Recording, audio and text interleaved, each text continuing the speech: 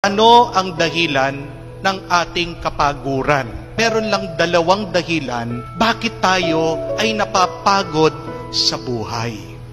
Una, pagod tayo hindi dahil nagtatrabaho tayo.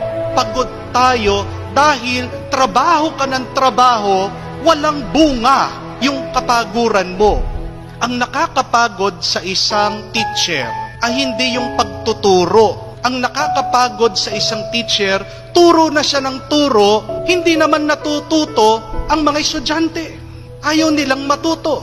Ang nakakapagod para sa isang OFW ay yung malayo na nga siya sa kanyang pamilya, nagsasakripisyo siya, nagtitiis na hindi kumain, nagtitipid habang nasa ibang bansa, ay yung mga pinapadala pala niyang pera dito, winawaldas, sinasayang, wala palang nag-iipon, nag-invest nga, niloko pa.